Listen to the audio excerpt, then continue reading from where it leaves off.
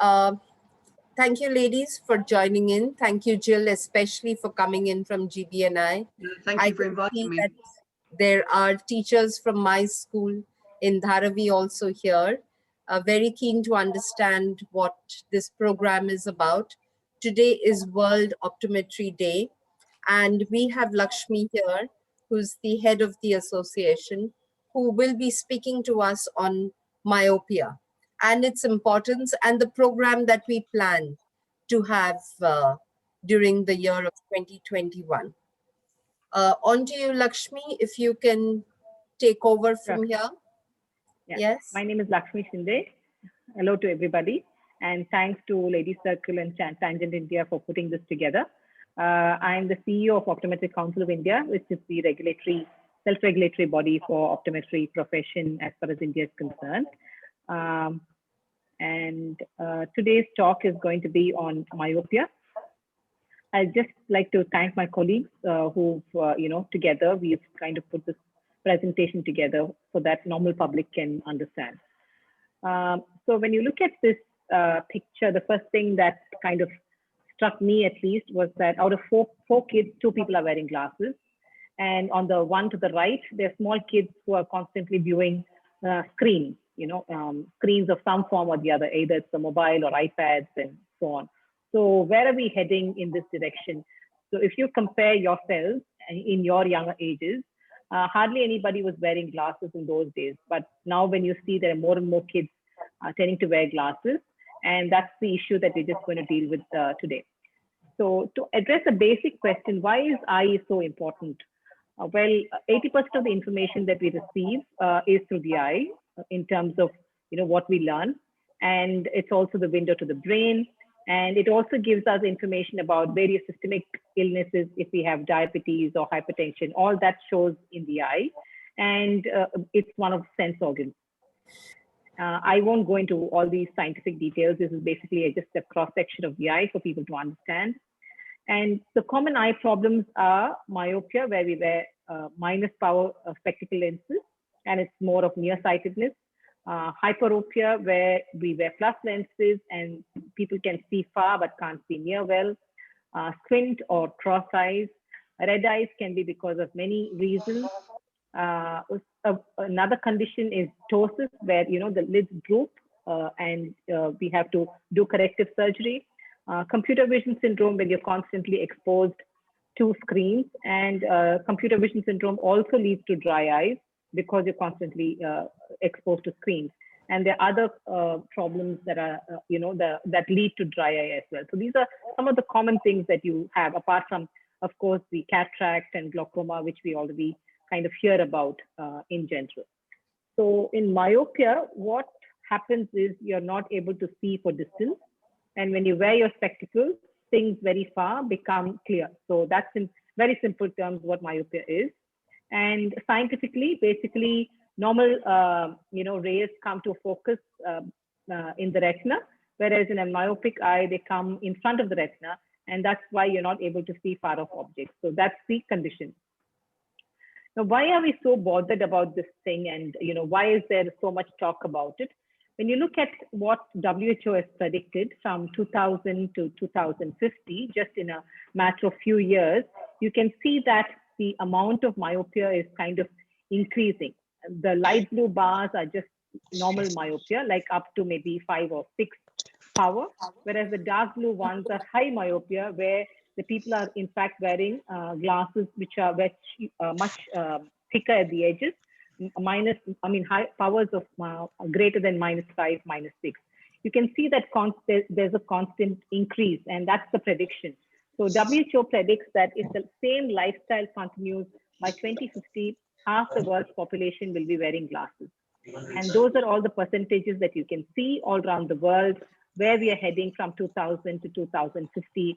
And that's the reason why we are really bothered about myopia, and why we think that it can be an epidemic in the future as well, as far as eye care is concerned. And the other problem with regards to myopia is also, there are certain conditions like cataract, retinal detachment, and some of the complications of myopia, which occurs this many folds more than in a normal person. So when I say 2.1, what it means is, say I, who don't have any glasses, have zero, chances of developing cataract. And if you compare that to somebody who has a -1 to -3 power, there is a 2.1 time chance that that same person can develop a cataract, and similarly so for retinal detachment. And you can see that as we increase the power, the percentage, that is the chance of them developing cataract or a retinal detachment, keeps increasing. So it's just not, not just a case of wearing glasses and forgetting about it. Well, there are other problems that occur in the eye because of this as well.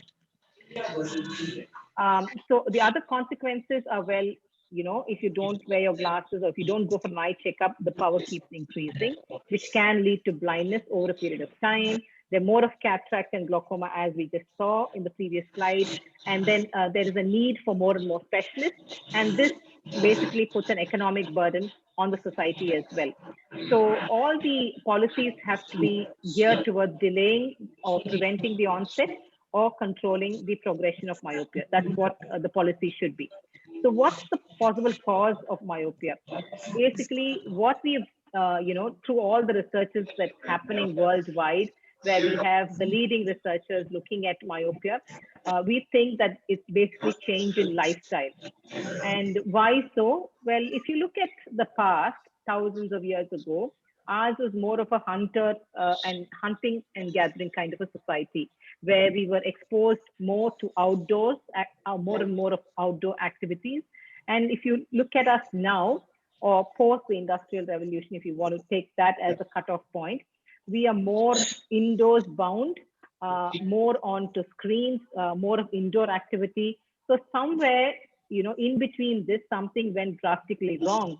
And we find that that's the phase which kind of twisted as far as myopia is concerned. And why so? Why do we think that that's playing an important role? Well, when you're outdoors and when you have open spaces, you tend to focus on far objects, right? Because they are all open spaces. And at the same time, if you want to look at something near, you try and focus on something near. So the focus from far to near keeps varying because you're open to a lot of air, air and open spaces. Whereas in terms of, closed door, you're really not focusing on anything very, very far. So that's one. Second thing is, you always had postural changes when you're outdoors, right? And when you're moving, you have a lot of postural changes. And as I said, you keep adjusting your focus from far and near. That kind of gives some kind of an exercise to the eye. Why that contributes, scientifically, we really don't know as of now. And there was also a lot of exposure to sunlight, which I will come again to, because that seems to be a very, very important factor. Exposure to sunlight seems to be a very, very important factor. Coming to the diet, earlier, I think we all, ate a lot of high protein food because we really didn't cook that much in terms of carbohydrates and so on. So it was a very protein-rich food, moderate levels of fat, whereas now we eat a lot of processed food and so on. So that's the change that's happened now. So it's all very indoor bound activities, hardly any exposure to sunlight, and then we eat a lot of processed and artificial colored foods. So all of this seems to have contributed in some way or the other. And what are the risk factors when you look at, if one of the parents is myopic, then there is a possibility that the kid is also going to be myopic. If both the parents are myopic, then there's a higher chance that the kid is going to be myopic as well. So parents being myopic is definitely one of the factors where we do counseling in terms of, what's the possibility of the kid also developing myopia. Indoor life is definitely one of the reasons why people develop myopia. And in fact, it's gone to an extent where government are making policies to make outdoor activity compulsory. Vitamin D, which you get through sun exposure, dopamine, again, which you get through sun exposure, and UVB, all these have been established as factors in reducing the amount of myopia. Now, one might argue saying that even in olden days, people used to read. Well, yes, people used to read even in olden days. So when you look at near work versus, outdoors, so if you look at high outdoors and high near work, still there is myopia, but to a much lesser extent. But if you look at very high near work and very low outdoors, when you're constantly doing only screen time or, gadgets or reading and all of that, and hardly go out in the sun, you can see this huge red bar, which means that the amount of myopia progression is 10 times, 20 times more than any of the other groups that you can see here. Yes, earlier days also, there used to be a lot of near work in terms of reading, no doubt about that, but they were more than exposed to the sun and outdoor activities. So that seems to be a very, very important factor. The other thing is, the common question is, if my child gets myopic or power age 13, what is if my kid who's just like 2 years old gets power, and what's the progression? Well, if the younger kid tends to get power, then the progression rate is much higher, as is seen here. Whereas as you grow older and if you tend to have myopia, then the progression rate is slightly lesser than in young children, as seen through this graph. I just wanted to, bring our thoughts back to the Indian scenario where, the number of international schools, the reason why I put that is that's where people tend to use more and more gadgets and screen time. Of course, now all the schools have moved to screen time, but this is just a comparative data that I said where, 3.73 lakh students are studying in most of these international schools, and they are gadget bound. And all the, teaching apps and coaching apps are all now on screen. And even sports is on screen. So there's a lot of screen time that's happening. And the entire irony is that I'm also talking to you via the same medium where I'm, advocating less screen time, because I guess today's time and age, we have to deal with Zoom rather than physical meetings. So the issues are more close work contributes towards myopia. Increasing time outdoors definitely reduces the incidence of myopia. Genetically, if either parent is myopic or both the parents are myopic, it leads to more myopia again. And of course, you also get related ocular other diseases and so on. So we are looking at a health policy where it should be aimed at completely delaying the onset or reducing the progression, where the health education policy says that there should be compulsory 1 hour time outdoors in all the schools. So 4 Asian countries have public health policies to address these issues, such as Singapore, Hong Kong, China, and Taiwan. And in fact, they've given smartwatches to all the kids where they can monitor the time, play time outdoors over the weekends and also on school days. And it is compulsory that they have to have that much of hours outdoor. So that's been made compulsory. From our part, we kind of increase the awareness through talks like these, posters that we have shown you here, and talks in schools as well. And of course, some social media posters, which I think Smita circulated some time back. So as I said, the education policy that we have submitted is basically saying that children need to definitely play as much as possible outdoors and have more of open space and also exposure to sunlight. One of the questions can be like, is it outdoors or is it sunlight? Well, we don't know that answer as yet, but all the research is showing it's definitely sunlight has something very, very positive to do as far as the eyes are concerned and reduce the incidence of myopia. So yeah, so symptoms like blurred, when you refer a person for a general eye checkup is when you have blurred vision or headaches, eye strain, the kid keeps rubbing their eyes or squeezing their eyelids to see, whether the eye becomes red or headache or abnormal posture of the head and things like that when the kids have that. A teacher's role is more of observation in case there is any kind of mannerisms that they observe over time that is very different than what the kid was earlier. And the other thing is you have to counsel the parents as well, because, there are still people, in fact, in our house, the maid, when she's quite, she must be in her late 30s. When I told her that she needs to wear glasses, the first thing she said is people will tell me that, char aankhon wali and all that stuff. So you really have to counsel these people saying that it is for your eye health that you need to wear glasses.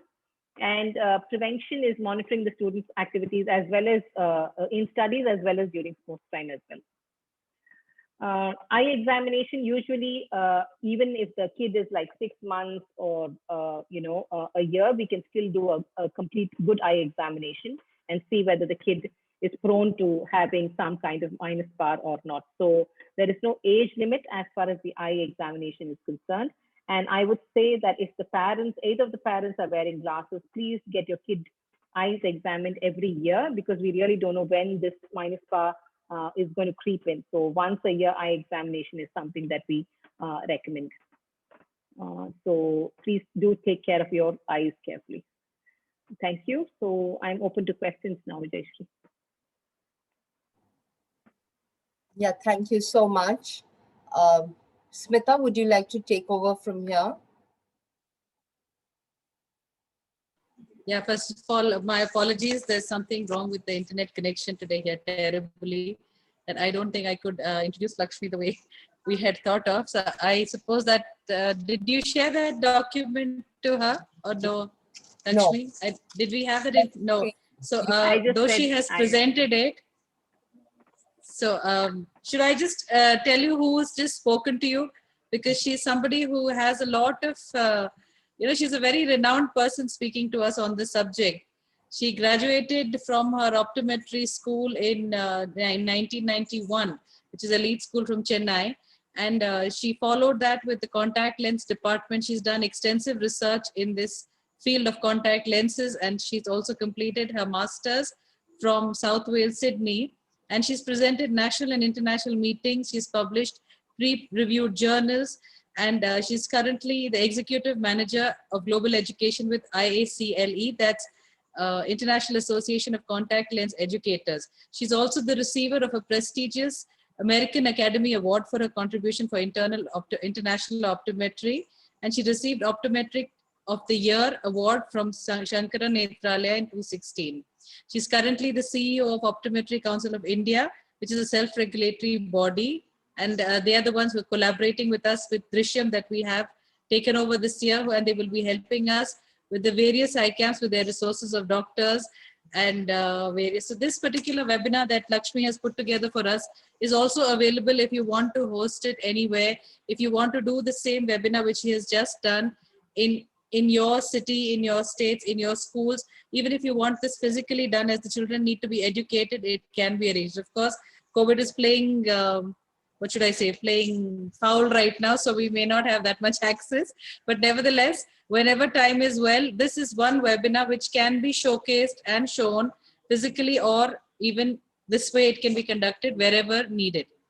That's why this, and any questions further on this can now be taken. If anybody has any questions, you can unmute and please ask. Actually, I joined late. I actually wanted to ask about wearing contact lenses. Like, I have been wearing contact lenses since 25 years, sorry. So earlier I used to wear it very frequently. Now I've stopped wearing it because I somewhat feel dryness in my eyes. Okay. So what are precautions can I take? And is contact lenses actually wearing long time contact lenses is good for eyes? Yeah, wearing contact lenses is perfectly okay for the eyes. You can wear it as long as you're awake. You can't sleep in with the contact lenses. And the disposable lenses are better than the regular ones which you wear for a year. So if you regularly change, like monthly disposable lenses or so, they're better than the ones that you wear every year. And towards the end of the day, if you feel dry, which is normally tending to happen with contact lens wearers, you can put in artificial teardrops over the lenses so that it kind of hydrates the lens and keeps it well. But wearing lenses is absolutely safe as long as you take care of them and don't sleep in with the lenses. Thank you, ma'am. Hi, so the thing is, I just wanted to know how good is okay to do a LASIK for your eye? For LASIK, basically it's good. There's no harm in doing a LASIK, but all you have to remember is it's an invasive procedure. So any surgery, has its own 1% risk. That is because we have to say that as medical professionals, nothing is foolproof. So that's something that we have to declare. LASIK surgery can be done once the power stabilizes, which normally will happen maybe at around the age of 20 to 23 anytime. And if for 2 consecutive years. For example, I do my power check now. I find that it is -1 now in 2021. In 2022, I do it again. And if it is again -1, and if there's no power change over a period of 1 to 1.5 years, that's when you go in for LASIK surgery. That's the simplest thing. There are other procedures where we have to check your corneal thickness and all of that. But just for you to go and ask for a LASIK surgery, your power should have stabilized at least over a period of 1 year. So I have done my LASIK, say 10 years down the line. So right now I'm 40. So, but the power is back. And that's is it because you need to wear reading glasses. So LASIK doesn't correct power for reading. So after 40, you'll again need to wear glasses. So the best age to get LASIK done, if you need the benefit of LASIK, is at around the age of between, as I said, 20 to 23 when your power stabilizes. Because between that and 40, you won't be wearing any glasses at all. After 40, everybody needs to wear reading glasses, but then you can see clearly for distance. That's because of LASIK. So for reading, for near work, you'll have to wear glasses, which everybody wears after 40. So they say once you do LASIK, you're not supposed to wear lenses because the inside of the the eye ball, which has the lens which is there, which is very thin, which is out. So I mean, how do you recommend for it? In terms of contact lenses? Yes. Yeah, you can still wear, as long as the eye is healthy, you can still wear contact lenses. There's no harm. Despite is there any having gone through LASIK surgery, the only thing is you have to wear disposable lenses. And the second thing is no sleeping with your contact lenses. So is there any measure where we are supposed to go get our eyes checked, whether our eyes are healthy, or how do you check it? How do I? Okay, that's a good question. How do I check it? I magnify your eye 1,000 times when we see, and then you have to make sure that your cornea, which you said that it's the lens and all of that. It's not the lens, it's the outer portion, which is the cornea, which we kind of, in layman's term, if I have to say, which we scratch when we doing LASIK, and then we allow it to heal, and that's how LASIK surgery is done. So as long as the cornea is healthy, you can still go in for contact lenses. Thank you. Yeah, sorry, Lakshmi, I just had a question. Most of us are now reaching the age when cataract starts coming in. Yeah. So I have 2 questions. One is on the cataract. How do we start taking care of this? How regularly should we keep ourselves, alert or do a checkup on this regularly? This is one question. The other question is, now more and more the incidence of retina displacement is happening amongst youngsters also. So what could be the reasons for that other than the normal stress of the day-to-day life? Yeah. I'll answer your first question. So if you're diabetic, you're more prone to cataract. Okay. So if you're diabetic, you need to get your eyes checked, irrespective of whether you have cataract or not, because diabetes causes 1,000 other changes as well in the eye. So once a year is a must if you're diabetic. There is no argument about that. Now, if you're not diabetic, and if you want to make sure that, you want to have a regular eye examination, you can get it done once in 1.5 years. There are a couple of reasons for that. One is your reading power will continue to change between 40 and 60. Okay, as you age, the reading power is continuously going to increase. We start, if you don't have any power for distance, the reading power will start from +1, and then it slowly moves on to +3. Okay, so that change happens gradually. And for that, anyway, you'll have to get your eyes checked. And during that time, you'll also know whether you're developing a cataract or not. The other answer to that is, sorry.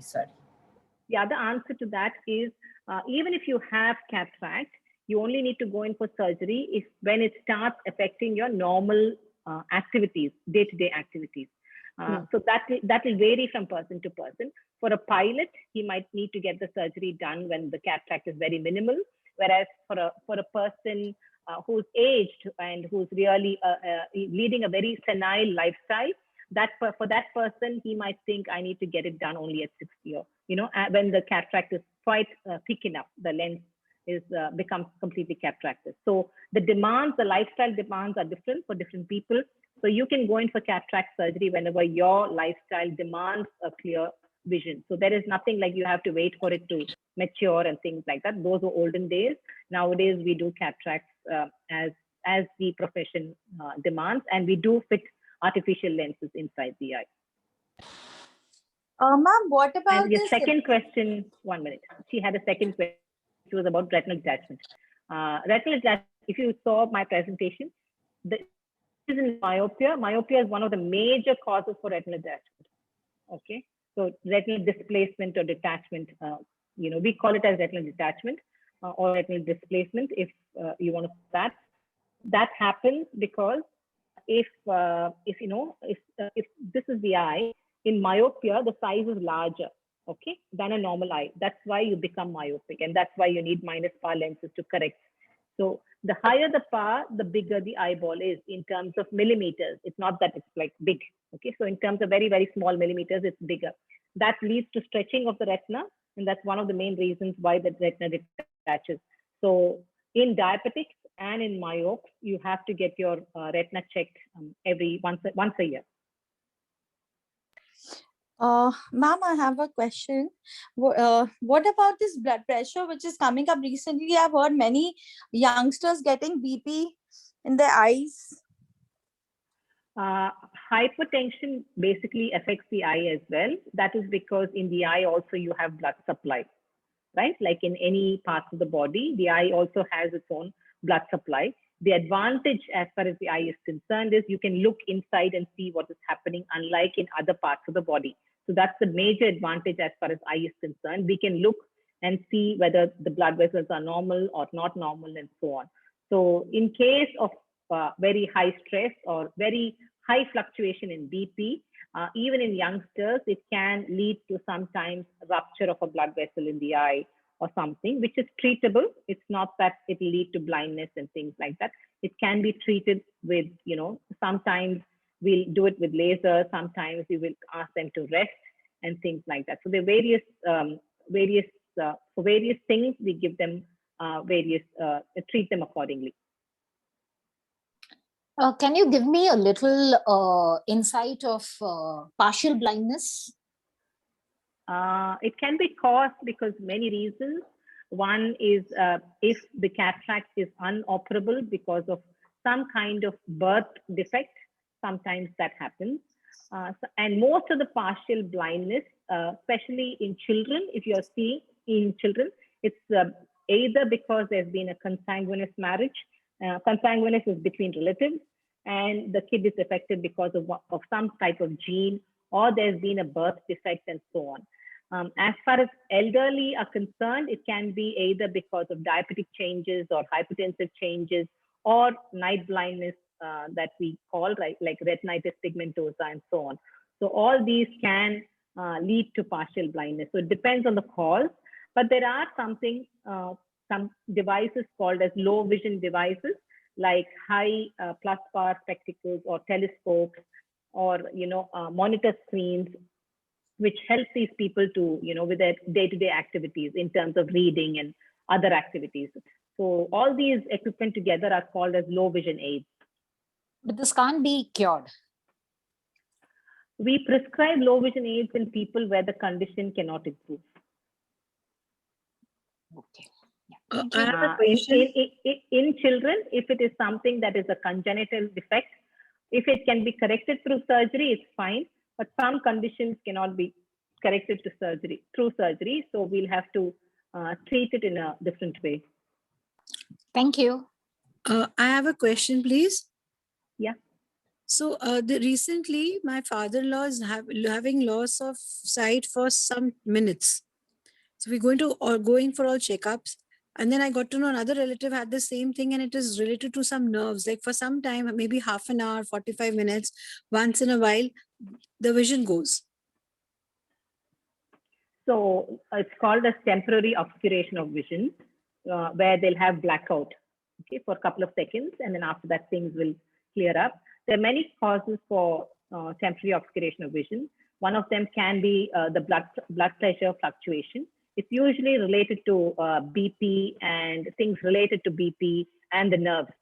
So if you undergo a complete checkup, they'll tell you what exactly the reason is as well. And, it can be associated with some general health condition in terms of BP fluctuation or something else related to the nerves and some nerve condition, which is also affected the body. So that's why we say that the eye is very important, because the eye kind of reflects all changes that happens in the body as well, to some extent. Thank you. Can you tell us something about diabetic neuropathy? Diabetic retinopathy or And neuropathy? retinopathy and neuropathy, and the do's and don'ts. I won't talk much about diabetic neuropathy because I'm an eye specialist. So you'll have to ask a neurologist about diabetic neuropathy. I can tell you about diabetic retinopathy, where long-standing diabetes affects the eye. Sometimes even people who are not exposed to diabetes for a long time, but still have diabetes, which is terribly uncontrolled, then the frequency of diabetic retinopathy is much more. So basically, the bottom line is, if you're diabetic, please have it under control. That's one. But if you have it under control for, let's say, 10 years, 12 years, even then slowly it might start affecting the eye. So basically what happens is small blood vessels start to leak inside the eye. And if it's detected early, then we can treat them with laser. So we burn those small areas in the retina, and then we freeze it. So then after that, the progression is under control. So that is what is diabetic retinopathy. It is something that is treatable if you get your eyes checked that regularly. We need not to do any don'ts where, this is concerned, so that, it as doesn't. far as diabetic retinopathy is concerned, the major thing is only to have diabetes under control, be physically active as much as possible. So these two are the main things. Okay. Thank you, ma'am. I just wanted to send a message to all the teachers and school teachers and others who are present here that make your children exposed to the sun as much as possible. All parents, it's the same thing, less time with gadgets. I know it's very difficult nowadays, but if they have, let's say, 1 hour of screen time, make sure they play in the sun equally for 1 hour or 1.5 hours. So if you balance it, if you do a lot of screen time, you have to balance it with exposure to the sun. Then, the power gets controlled, the eye power gets controlled. So that's something very, very, very important. Whether it is reading, whether it's screen time and all of that. And reading is better than screen time, basically because there is no artificial light that is illuminating the things that you're seeing. So that itself, tends to harm the eye over a period of time, and also the distance at which you keep them and so on. Lakshmi, what would you recommend for dry eyes? For dry eye, we need to look at the cause, ma'am, whether it is induced by something that your lifestyle is, or actually the production of tears itself is very less. From whatever we are seeing nowadays, we feel that it is induced because of the lifestyle, rather than actual production of tears being less. In that case, there are certain things where we give them warm compress to the eye, and then they have to massage some of the tear glands. If that doesn't work, they have to use tear substitutes. And again, dry eye can also lead because of more of screen time. So we do say, especially in people who are in the IT sector, where they look at screens for long, we tell them to do what is called as a 20-20-20 rule, which means after every 20 minutes, for 20 seconds, look at something which is 20 meters off. So you keep changing your focus between distance and then after that onto the screen. So that does make a difference. So after 20 minutes?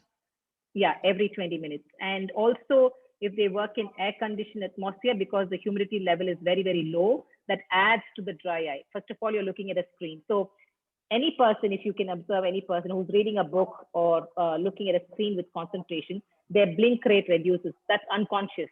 Okay, so even I'll do it, or anybody will do it. So when you're concentrating on something, your blink rate reduces. If you blink less, your eyes will become dry, and that's quite natural. So, and to add to that, if you're working in an air-conditioned atmosphere where the humidity is very low, it all kind of adds up in terms of you feeling the eye being very gritty, very sandy kind of sensation, and dry eye. So we tell them all to take a break after every 20 minutes, or if you say 20 minutes, maybe they'll do it every half an hour. So that's just the way it goes. Thank you. There's a question on the chat here, Lakshmi, which says, what are the symptoms of glaucoma? Is it related to cataract? Very good question. Who was asking it? So that's Jyoti Singh Dio. Okay. So glaucoma is a very, very silent killer. That's basically increased intraocular pressure. Like we have blood pressure for our body, we also have some kind of pressure inside the eye. That's called as the intraocular pressure. When that increases, then that leads to glaucoma. And one really doesn't know when it increases and things like that. So it is a silent killer.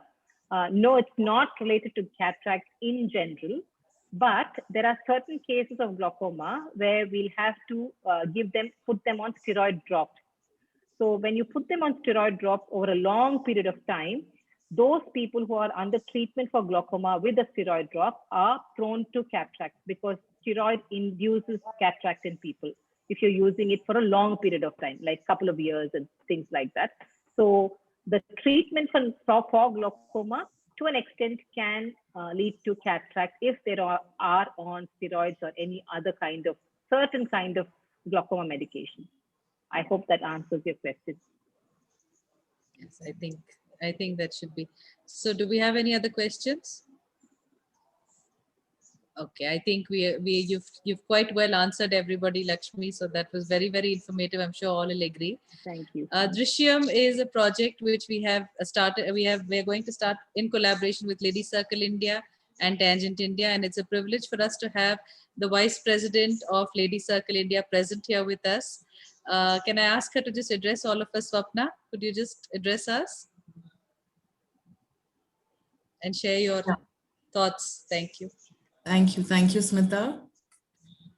A very good evening to all the guests present here. So warm greetings from Lady Circle India. Just want to bring in, give a little insight about our organization.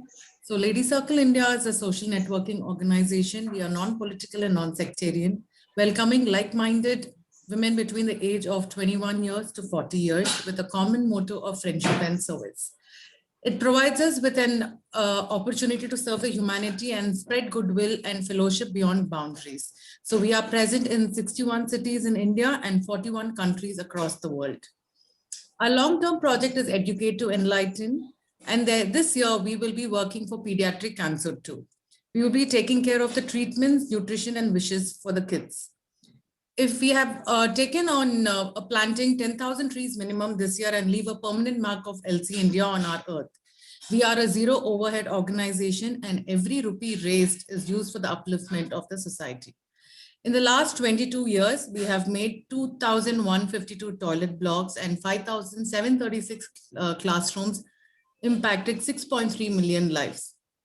In the recent past, corrective and reconstruction surgeries, Project Drishyam, touched on a total 268 beneficiaries across India, wherein 246 benefited through cataract surgeries and 22 children benefited through pediatric surgeries such as twin, cataract, and refractive error correction.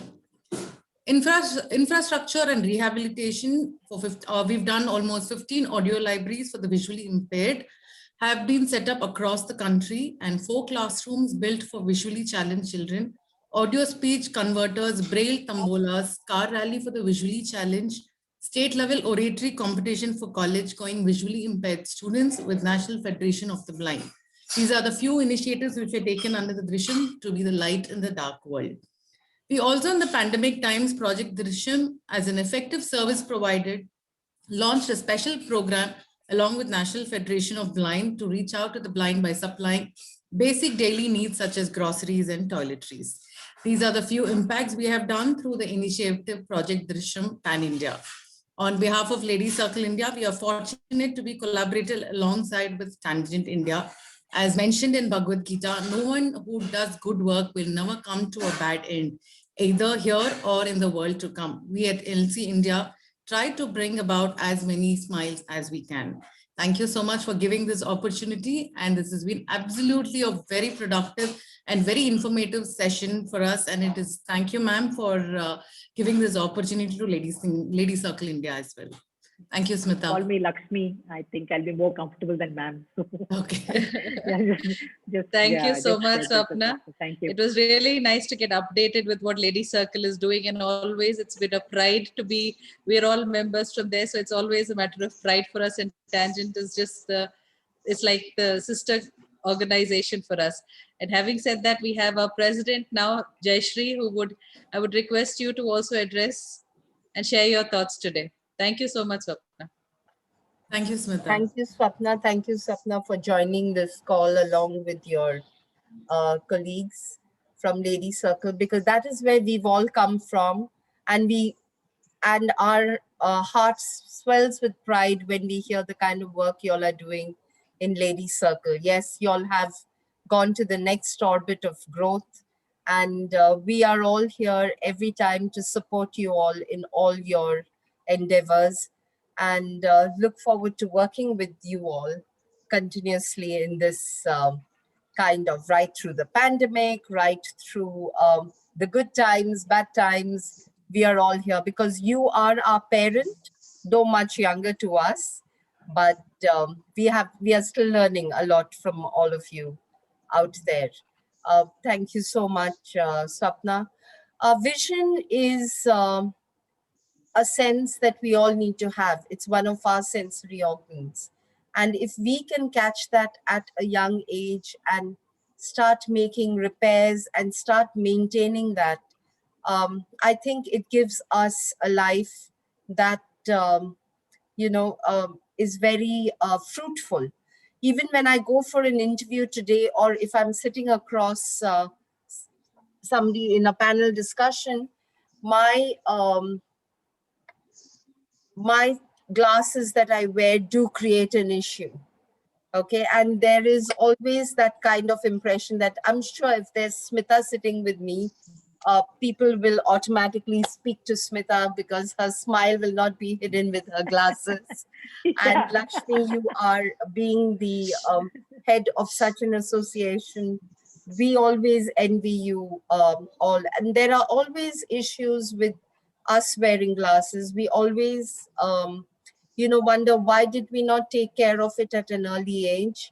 If we can start education programs, I have teachers of our school in Dharavi here in this program attending and hearing you.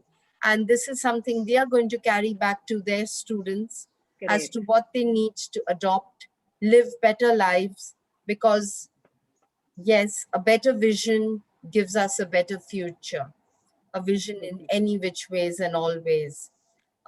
Thank you so much, Lakshmi, for this presentation. Thank you so much for answering all the questions that we had, because sometimes you keep wondering, where do I go with my question? No, I don't think anybody needs to hesitate to ask any question, and be it the stupidest of questions. I think especially all ladies, that is something I always vouch for woman power wherever I am. So I think we should not be shy, and we should just ask. Fine, it's stupid. So what? That is why we're asking somebody, because we don't know, right? So I don't think we should hesitate at all. And Jayashree, if you and Smita are in a room, I'll definitely ask you the question more than Smita, for sure, because I'm quite inquisitive of you wearing glasses and so on. So I'm one person maybe who doesn't prefer Smita and then speak to you. I always address her as Sony, so it's very difficult for me to address her as Smita. Yes. Well, that's yes, it's wonderful to have a partner like you in our project Drishyam, and we Smita are looking forward to working with you and making this a success across the country.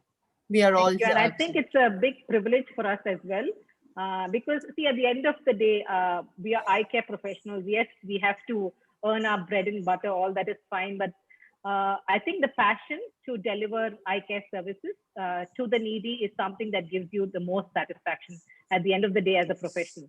So if you're involved in anything like this, I think that is something that will give me much more satisfaction than selling maybe 10 pair of glasses to somebody who walks in or something like that. So I think that's where we find great satisfaction in our work.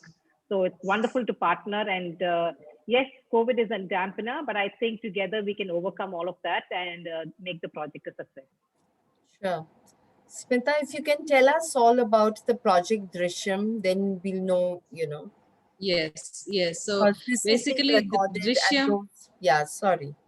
No worries. Thank you, Jayashree, for that lovely words that you gave us, which became a nice interactive session too. And your smile is just as nice, my dear. So never ever think twice. Eyes only add to that smile, so there's no worries on it. Okay, Drishyam is actually a two-winged project. One of which is this session that you just witnessed, the webinar, which we had, the informative session. So if you would want to do a little informative session in any school that you know, or in any old age home, or in any orphanage, or any place that you would want this executed, Lakshmi and her team are here to help us to conduct this very same module wherever you want to conduct it. This is one part of it. The second part of Drishyam, which we are going to be doing, is eye camps for the community. We are doing eye camps for children as well as the seniors and the adults. And there are four states that we have started with, which are, the details are all there, which we could share. It's Maharashtra, Karnataka, Gujarat, and Bengal. These are the four states. Yes, Bengal. So these are the four states which we are starting with, which having said that, I'm sure if there is a requirement somewhere and we need to work it out, Lakshmi can help us. So if there's any city that needs to be, has a place that has a requirement, we can look into that. And if you need any information further on that, you can get in touch. All you need is a location and people to be screened. The funds are also, there is a process of it getting taken care of. That's why Lady Circle and Tangent India are partnering together. You can come in as a donor with Tangent India. And even if your city is not doing the project, you can donate to another city somewhere else. So we're looking at coming together and raising funds and helping as many children as we can. And last year, we did do a pilot project. I think we just did about 4 schools and we helped 1,300 children. So in 3 months' time, and that was before the pandemic struck. And once the pandemic struck, it all full stop. But let's, together in the country, I think we can do much, much more, because all of us have good intent at heart. And I think we will be able to help as many as we can. And Prerna is also collaborating with us from Lady Circle India. She's heading it from Lady Circle India with me. So I'm really looking forward to all those inputs coming, Prerna, from your side, so that together we can make it happen and help as many children as we can. So with that, I would like to hand over. Does anybody have anything further before I hand over to Prerna? Anything to say? I just wanted to say, Smita, that it's just not only screening and providing glasses. If anybody needs any treatment, then they are also referred to a base hospital. And they would need their below poverty line card or an Aadhaar card or something that tells their economic condition, and things will be taken care of by the base hospital in terms of surgery and other things. So it's just not providing glasses and leaving. Yes, I did miss that. I did miss that, yes. In fact, 145 children were helped last year with these referrals alone and treated. So that is definitely, so it's a complete eye care package, and I think it can't get more simpler. So we must avail this entire situation. And anybody has anything further, any questions? Okay, with none coming, that I now hand it over to Prerna for the vote of thanks. Hi, good afternoon. It's been an absolutely delightful afternoon. Thank you, Lakshmi ma'am. It was a real pleasure to hear from you. And it is so nice to have women supporting other women, because I think in today's day and time, not everyone comes out and says it. So the fact that you're saying it, that said a lot. Thank you so much, ma'am. It was a real pleasure. Thank you so much, Jayashree ma'am, for giving us this much time. And I can see the enthusiasm every time you talk about Dharavi doing the project. I can literally feel the enthusiasm. And of course, I'm trying to rope in as many people as I can as well. So we keep trying to push people and hoping that someone would come up and say, okay, we'll do the pilot and then you guys can take it ahead. Thank you, Smita, for coordinating the whole thing. It's a real pleasure to be working with you. I trouble you a lot of times. I think I just pick up the phone and call you up. And thank you so much for being my backbone, my pillar here. Thank you so much. I would like to thank the guests who've taken out the time. It's a pleasure to have you guys here, and really looking forward to actually executing the project with a few people. So, it can benefit They say sometimes the eyes can speak much more than what words can speak. So a lot of things goes back to what we can contribute. After all, we can only do what we can do. The rest is up to the course it takes itself. Thank you so much, everyone. It's indeed a pleasure and really looking forward to taking Drishyam to different heights this year. Absolutely. And I'd also like to thank our very dear Jill Harris, who's joined us all the way from UK. And like I say, she makes us complete the world with our programs. She makes it the world for us. So we have an international audience here as well. Thank you, Jill. Thank you for being with us all the way from. That's one thing this pandemic has done, has had you standing by our side. Yeah. Thank you so much for being here. It's lovely to be invited. Very, very interesting talk. Yeah, very interesting. Thank you very, very much indeed for inviting me. Thank you, Jill. Thank you. All right. So I guess with that, we come to an end to this program. And any questions on this project further, anything, well, we're always here. And let's make this rock. Thank you, Lakshmi, for everything. Thank you. Thank you, Jayashree. Thank you, Thank you, Smita, for Smita. putting it together. Thank you. And I'm so sorry about the internet issue. I mean, it just went crashing down everything. So and thanks for handling that, Jayashree. This meeting. Thank you. Yeah. Thank you. Thanks, everybody. Thank you. Thank you. Thank you. Thank you.